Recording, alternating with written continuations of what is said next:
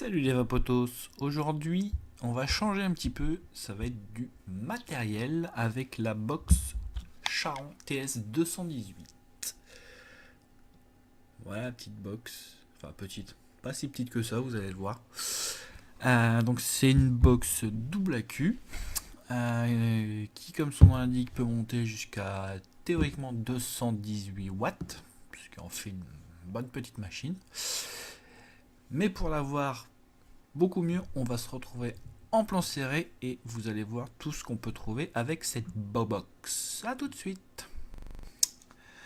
Voilà, donc nous sommes en plan serré sur la Smowhunt. Donc là vous voyez la caméra au fond, c'est pas le but mais bon. Donc la Smowhunt, c'est une marque que je connaissais pas trop. Mais ouais, d'aspect, cette box me plaisait assez. Donc je me suis dit, bah tiens, on va essayer. Je l'ai pris en bleu parce que je trouve que c'est un très beau bleu, très sympatoche. Alors vous allez la recevoir dans cette boîte avec un petit message, le nom en grand. Là, on voit pas parce que hop, je vais dézoomer un petit peu pour la box. Voilà. Donc là vous voyez ici, là il y a mon doigt tout en haut, je vais la mettre comme ça sera mieux. La couleur qui est donc ici. Donc à l'intérieur de cette box, donc vous avez voilà, le dépliant. Alors il est pas mal, il est en anglais. Alors, moi ça me gêne pas, je comprends bien l'anglais, enfin, ça m'a jamais gêné. Donc vous avez aussi différents modèles. Là en l'occurrence vous en avez deux. Je vous conseille la face 1 parce que la face 2 est en chinois. Et moi le chinois j'ai un peu plus de mal. Donc voilà, vous avez tous les papiers nécessaires. Et là vous avez donc là-dedans vous avez le câble USB pour la recharge et les mises à jour. Voilà. Donc c'est une boîte assez ordinaire. Moi très honnêtement les boîtes j'en ai un peu rien à secouer. C'est pas pour les boîtes que j'achète le matos, donc voilà, je présente la boîte parce que je l'ai là, mais fondamentalement on s'en tape. Le plus important, voilà, c'est cette box.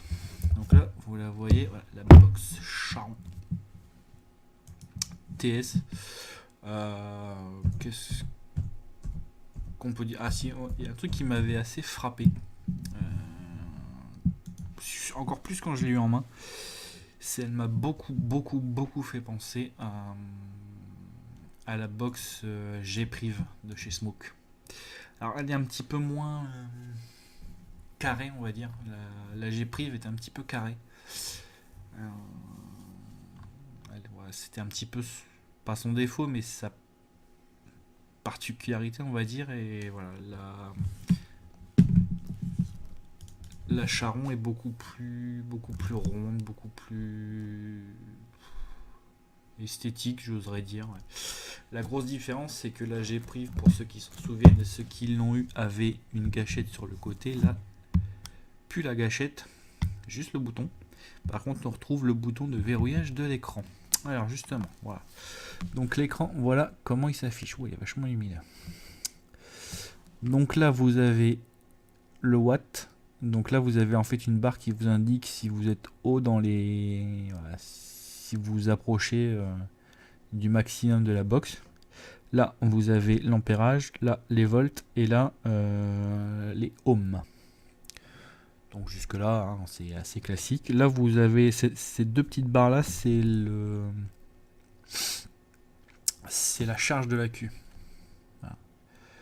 Donc là, je suis quasiment à 100%. Et au milieu, alors là, il se voit pas trop à cause de la luminosité, mais en fait, ça, c'est un cadenas qui vous indique qu'en fait, l'écran est verrouillé, que si vous touchez, voilà, ça marche pas. Alors si vous voulez le déverrouiller, vous appuyez là sur ce petit bouton là, ici. Vous appuyez quelques secondes et vous allez voir, hop, il disparaît. Et maintenant vous pouvez appuyer de nouveau et la faire marcher.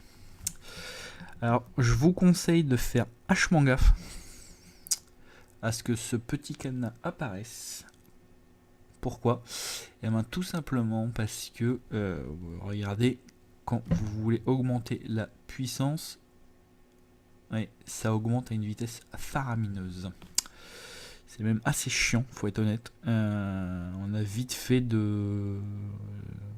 Là j'étais à 44 watts. Si je voulais passer à 50 watts, j'ai vite fait de me retrouver à 80 watts sans le vouloir. Donc il faut faire assez gaffe, parce que si jamais vous mettez pas le cadenas et que vous la trimballez dans une poche, et ben vous allez faire comme moi, ça m'est arrivé. Donc je parle en connaissance de cause. J'ai voulu vaper donc à 44 watts et elle était à 191 watts. Donc autant vous dire que là vous vous tapez un dry hit, mais bien comme il faut. Donc voilà, donc par sécurité, hop, on appuie quelques secondes et voilà, le cadenas est apparu. Maintenant c'est verrouillé, il n'y a plus de soucis. On peut la transporter sans problème, on peut vaper avec sans problème. Donc je vais la redéverrouiller, voilà. Donc là en fait en haut, vous avez une flèche. Là le main en fait sert à rien. C'est juste pour vous dire que vous êtes sur... là c'est main, hein. M-A-I-N pour ceux qui ne voient pas. Donc en fait c'est juste pour vous dire que vous êtes sur le menu principal. Donc si vous voulez accéder au menu, hop, sur la flèche. Donc là vous avez... Peut-être rezoomer par contre. Voilà, on verra peut-être mieux. Voilà. Donc là vous avez wattage variable, contrôle de température. D'ailleurs je ne sais toujours pas pourquoi ils s'amusent encore à faire contrôle de température. Franchement les gens qui vapent dessus, ils doivent se compter sur le doigt d'une main honnêtement. Et là vous avez les settings. Alors le setting, voilà, c'est toutes les informations. Là vous avez le temps d'affichage, putain on voit rien du tout. Le temps d'attente avant l'extinction de l'écran. Donc là c'est 30 secondes, on voit pas grand chose. Là vous avez le bouton reset. Ah bah tiens, je vais essayer bright. Ah non, plutôt comme ça. Ouais. Ouais, vous voyez peut-être mieux là. Bon, l'écriture elle est pas super top. L'écriture est pas super top. Là, alors là vous voyez le mode. C'est marqué mode, je sais pas si vous le voyez bien. En fait, c'est juste le nom de la box. Là, c'est vraiment pas important. Ce qui va vous intéresser, c'est plutôt ça. Le mode wattage variable. Où là, en fait, vous allez pouvoir choisir, voilà. Alors, l'effet, alors ils appellent ça effet. En fait, c'est quand vous appuyez sur le bouton, vous avez le choix. Soit la box envoie le minimum, donc ça va monter progressivement. Soit elle envoie normalement, donc un peu plus fort. Hard, c'est vraiment... ça envoie d'un coup une puissance un petit peu plus élevée afin que... afin que vous ayez tout de suite de la puissance. Et max, c'est vraiment... ça envoie paf, pif, pouf. Et vous avez Curve. Alors Curve, en fait, c'est le mode qui vous permet vous-même de choisir ce que vous voulez envoyer comme puissance. Donc moi, en fait, si vous voulez, voilà le schéma que ça envoie. Grosso modo, alors vous allez dire putain, mais ça change du tout au tout. En fait, non. Faut être honnête. Disons que le coil va réagir tout de suite en hard. Là, je parle en hard. Le coil va réagir tout de suite et va rester plus ou moins à la même valeur. En réalité, c'est sur beaucoup de box l'équivalent du mode normal, mais alors pour une raison que j'avoue ne pas connaître, je trouve qu'en mode normal, la box n'envoie pas énormément au début. Faut attendre. Elle réagit un peu, enfin le coil réagit un peu comme si c'est du Clapton. Moi j'ai trouvé ça assez chiant, donc j'ai préféré le mettre en hard. Je trouve qu'en hard, voilà, il envoie beaucoup mieux, il envoie tout de suite et voilà. Donc une fois que vous avez choisi votre mode, vous appuyez sur le bouton Fire. Et voilà, il se remet sur l'écran principal. Donc là, vous avez bien le mode hard. Voilà. Tac. Vous avez bien le mode hard. Et voilà. Donc là, une fois que vous avez choisi tout ça, vous appuyez sur le cadenas. Et là, il est bien apparu. C'est tout bon. Alors à l'arrière, qu'est-ce qu'on a? On a donc la box. Le nom de la box. Alors ici, je sais pas si on le voit pas super bien. Attendez, là. On le voit pas bien, il est vraiment pas fait. Là, vous avez en fait un petit coche, une petite encoche pour le clapet. Pour que vous puissiez soulever le clapet. Donc voilà, c'est une double accu, ça c'est évident. Hein. Vu la taille, on se posait pas trop la question. Alors il est monté, mais je trouve qu'il bouge. Il bouge un peu. Quand on le prend en main, on sent qu'il bouge. Donc à voir sur le temps, je n'ai pas trouvé la finition à ce niveau-là super top. Je m'attendais à quelque chose beaucoup plus proche de la, pour le coup, de la G-Priv. Parce que la G-Priv, elle n'avait pas ce problème-là. Le clapet, c'était exactement le même fonctionnement, mais le clapet, il était aimanté, quoi. Il n'y avait pas de souci à ce niveau-là. Alors que là, sur cette Charon, ouais, c'est sujet à controverse, on va dire. Faut voir avec le temps, là c'est des trucs de décasage, faut voir avec le temps si le clapet il risque pas de poser problème. Alors je pense pas, parce que quand on teste, il faut vraiment forcer pour ouvrir, mais bizarrement sur les côtés en fait il bouge un peu sur le côté comme ça. Voilà, c'est pas gênant, mais bon, je trouve c'est un peu dommage. Vu le prix de la box. Oui, donc j'ai oublié de vous dire, donc en largeur elle fait 29,3 mm pour 59,5 mm de hauteur. Voilà, donc 6 cm quoi. Elle pèse 226 grammes sans accu évidemment.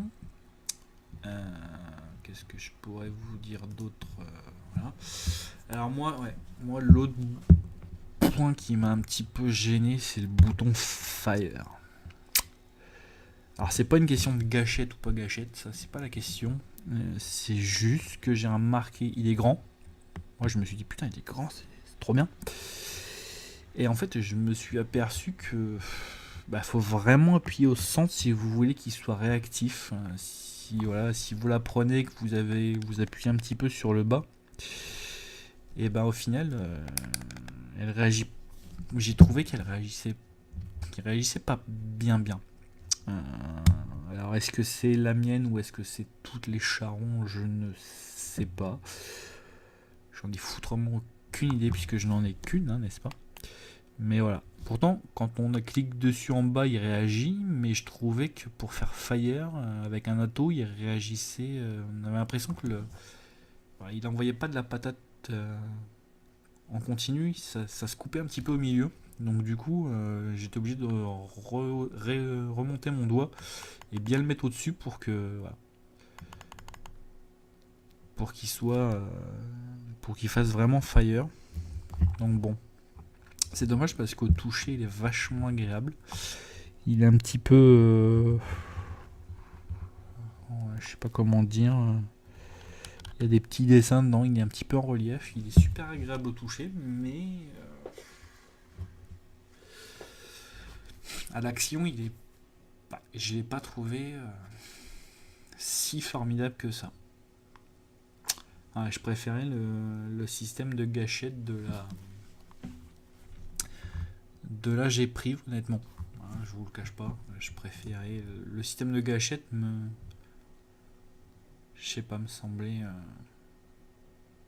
semblait plus fiable. J'ai jamais eu de soucis quel que soit l'endroit où j'appuyais sur la gâchette, j'ai vraiment eu aucun souci avec la G-Priv. Par contre avec la Charon, selon l'endroit où j'appuie, j'ai l'impression qu'il n'est pas super réactif comme bouton en fait. C'est ça mon petit souci. Alors par contre oui, j'ai pas dit, mais l'écran tactile par contre est très bon. Il est très réactif. Attendez, hop, je me trompe de bouton, voilà. Il est très réactif. Honnêtement, sur ce point-là, je pense qu'il est même meilleur que la G-Priv. Il est beaucoup plus réactif, il est beaucoup plus précis, il est tout simplement plus fluide. Et ça, j'ai bien aimé. Alors l'écriture, par contre, elle est pourrie. Ils ont fait un style futuriste que je trouve pas mal. Hein. Le style futuriste est pas mal, mais à la lecture, c'est sacrément chiant. Alors là, vous le voyez pas bien. Là, si, vous allez le voir. En fait, là, vous voyez, pour les numéros, là, c'est du 0, ça va. Je vais mettre un atto et vous allez voir qu'à la lecture, est-ce que c'est un 0, est-ce que c'est un 8, est-ce que c'est un 6, c'est un peu casse-couille. Donc voilà. Là voilà. Vous voyez, la lecture elle est pas super top je trouve. Attendez, je réappuie. Vous allez voir, vous voyez, la lecture, je l'ai pas trouvé super top. Mais bon. Donc vous voyez avec un atto, là je l'ai avec l'avocado 24, pardon, qui est parfaitement flush. Je pense qu'elle peut largement acquérir des 25. Hein. Et, vous voyez ici, on voit qu'il y a, un petit millimètre de dépasse, de la box dépasse, donc je pense qu'elle est vraiment taillée pour du 25. C'est ce qu'on lui demande, hein, de toute façon, vu que maintenant c'est quasiment le standard de tous les atomiseurs. Donc voilà, ouais, c'est...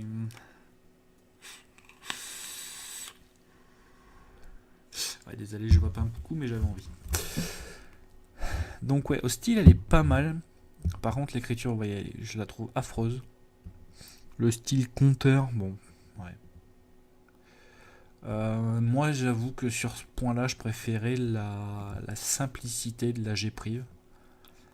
Même si, en effet, l'écran, au niveau tactile, est mieux. Je préférais l'affichage de la G-Priv que je trouvais plus simple, tout en étant assez futuriste, je le trouvais plus simple, plus joli et surtout plus lisible. Donc voilà, donc ouais. À voir pour ceux que ça gêne, sachant qu'elle est quand même à 78 €. Honnêtement, comparé à la G-Priv, elle apporte rien. Hein, faut être honnête. C'est une...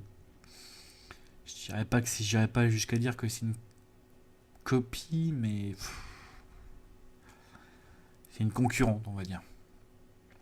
Mais fondamentalement, j'ai pas trouvé qu'elle a apporté beaucoup de nouveautés. Voilà. Donc, à voir si vous voulez vous faire un plaise avec la Charon ou pas, ou si vous avez déjà une G-Priv ou pas. On va se retrouver en plan large pour faire un petit point sur tout ça et voir ce que j'ai pensé de cette box. Donc, à tout de suite. Donc nous voici de retour en plan large pour vous dire entre guillemets ce que j'en ai pensé. Alors ça va être assez rapide, hein. Je crois que j'ai tout dit en plan serré. Mais grosso modo, vous pouvez résumer la Charon de cette façon, la TS218 de cette façon. Ça va être peut-être un petit peu réducteur, un petit peu débile pour beaucoup parce que je l'ai beaucoup comparé à la G-Priv. Mais pour l'avoir pris en main depuis 2 semaines maintenant même, pour avoir les deux, je vais résumer comme ça. Si vous n'avez pas la G-Priv, vous pouvez acheter la Charon. Parce que ça reste une bonne box. Elle est assez solide. C'est ma première de ce mois et je suis pas déçu du tout. Voilà, l'écran tactile est très bon. L'autonomie est bonne. Il n'y a rien. Il n'y a pas de problème majeur sur cette box. Hein. Elle est agréable. J'aime bien le côté arrondi. Bref, c'est une bonne box. Mais si vous avez déjà la G-Priv, la Charon n'apporte rien de plus. Je dirais même plus, elle fait doublon. Parce que grosso modo, c'est les mêmes fonctionnalités, hein, le même système, jusqu'au bouton de verrouillage de l'écran. Donc voilà, la seule différence, c'est qu'il y a deux petites différences, c'est que vous pouvez choisir beaucoup plus de couleurs et le bouton Fire apparaît alors que sur la G-Priv c'était une barre de switch. Voilà grosso modo la différence. Alors moi je trouve ça un peu... Ouais. Vous voyez la différence? Bon. Si vous avez déjà la G-Priv, franchement quand vous allez avoir la Charon en main, mais vous allez dire putain mais c'est la même chose quoi. Il y a la même quasiment la même taille, la même sensation en main.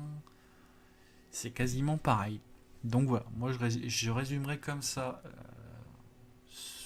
ce test, on va dire, c'est que si vous n'avez pas la G-Prive, je pense que c'est un bon investissement parce que, encore une fois, c'est une box qui a l'air fiable, solide. Depuis 2 semaines que je l'ai, j'ai pas eu de problème.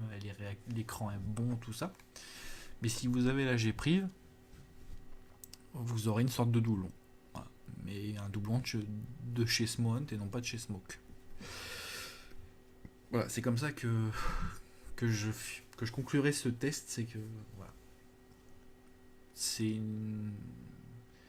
plus qu'une concurrente, en fait, c'est quasiment une copie de la G-Prive et bah pour 78,90€, c'est un peu con d'acheter la même. Couleur différente, ok, ça je veux bien. Bouton switch, ok, je veux bien, mais voilà, est-ce que ça vaut le coup de mettre 78,90€ pour avoir un doublon? Bah, c'est à vous de voir.